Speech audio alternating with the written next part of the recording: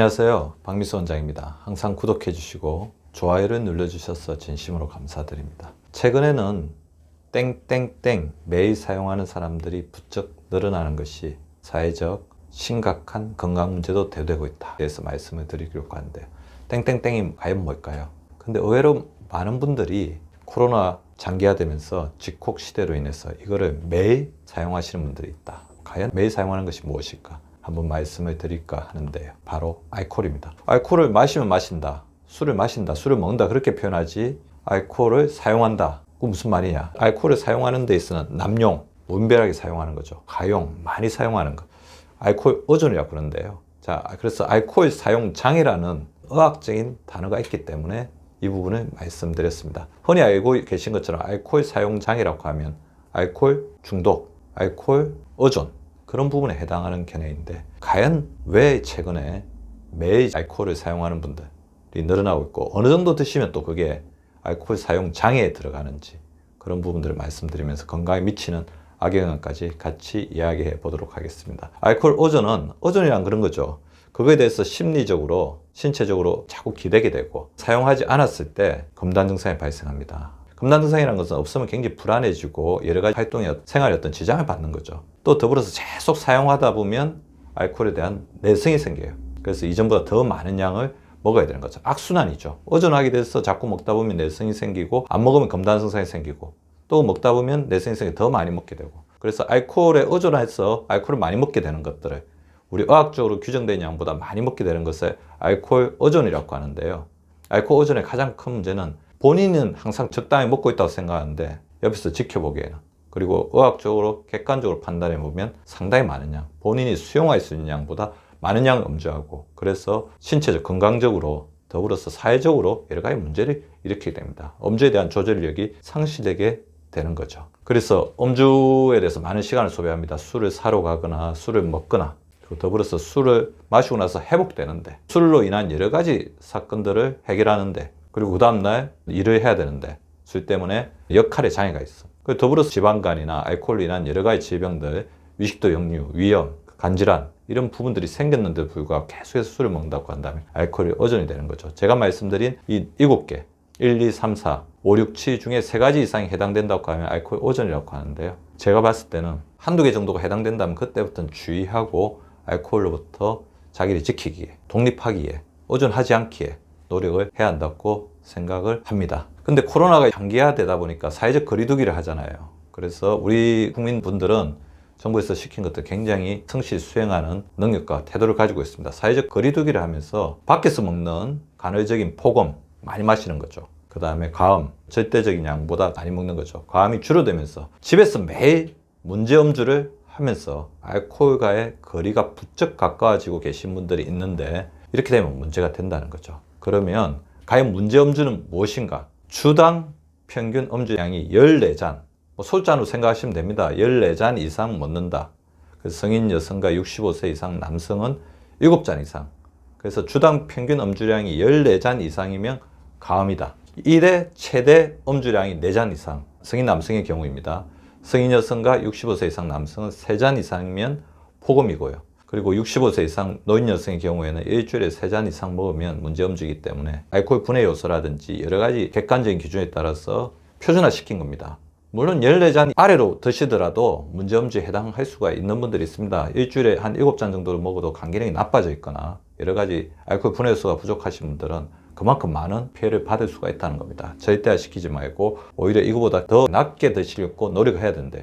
성인 남성의 경우 14잔, 성인 여성의 경우 일주일에 7잔 이상 먹고 있다면 문제 음주가 될 가능성이 있습니다. 물론 문제가 생기는 영향은 개인차가 있어요. 더 적게 마시더라도 문제가 더 일찍 생길 수도 있고 더 많이 마시더라도 문제가 늦게 생길 수가 있지만 어쨌든 이거를 기준으로 한다고 했을 때 우리가 기본적으로 우리가 한 잔 마시는 그거를 이제 한 잔으로 생각하시면 되는데 알코올 14g입니다. 알코올의 비중이 0.7893이기 때문에 술에 함유된 알코올의 양은 술의 양 곱하기 술의 도수 있죠. 도수 곱하면 양이 나오는데 14g 정도를 알코올 한 잔으로 본다는 겁니다. 그래서 표준 한 잔은 양주나 포도잔에 맞는 잔으로 각각 한 잔.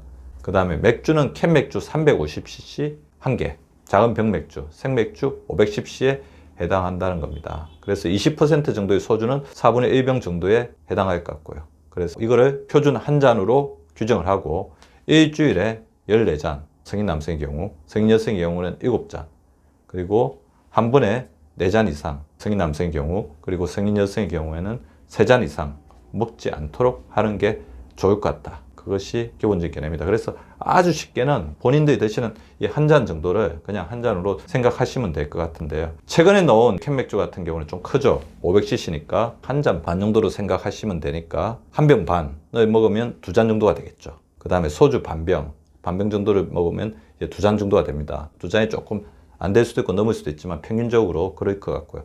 와인 2잔이면 2잔이 되겠죠. 이거를 매일 일주일 동안 마시게 되면 문제음주의 기준에 들어가게 된다는 겁니다. 그래서 생각보다 저희 환자분들하고 대화를 해보면 매일 드시는 분들이 많아요.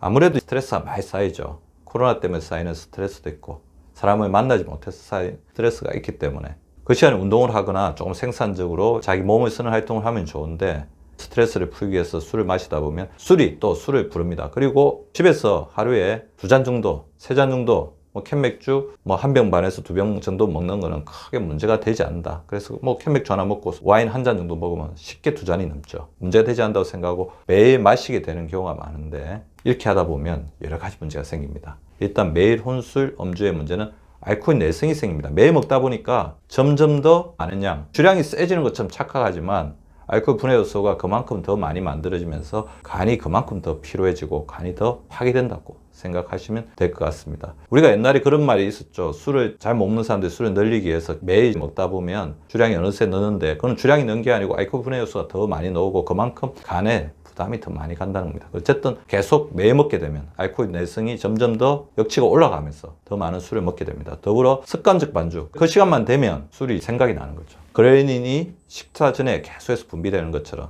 매일 반주를 하시면 그 시간이 되면 자기도 모르게 우리 머릿속에서 중독 회로가 돌면서 술이 생각나서 특별히 당기지 않아도 그냥 술을 먹게 됩니다. 그래서 미국 알래스카 주립대 연구팀의 연구에 의하면 혼술을 하시는 분들은 같이 술을 하시는 분들에 비해서 알코올 오전증이 될 확률이 2배나 올라간다고 되어 있습니다. 매일 혼술 음주의 문제는 또 이제 다양하게 나타나는데요. 건강 효과에 대해서는 연구들이 많습니다. 하루에 적절하게 술을 마시면 크게 문제가 안 된다. 그렇지만 그 적절한 거를 잘 지키는 분들을 본 적이 없어요. 그래서 술을 마시려면 아주 소량을 마시든지 아니면 매일 연주는 연속적으로 술 마시면 연주하는 건 위험할 것 같다. 그런 생각이 듭니다. 하루나 이틀 정도 술을 드셨으면 반드시 하루에서 이틀 정도는 쉬는 시간을 두어서 우리 간과 신체 기관이 재생되는 시간을 가지는 게 중요한데요. 적당한 음주 자체가 심장이나 혈관 건강에 도움을 준다는 연구 결과들도 일부 나오긴 하지만 아직까지는 술에 대해서는 좀 보수적으로 생각하는 것이 필요할 것 같습니다.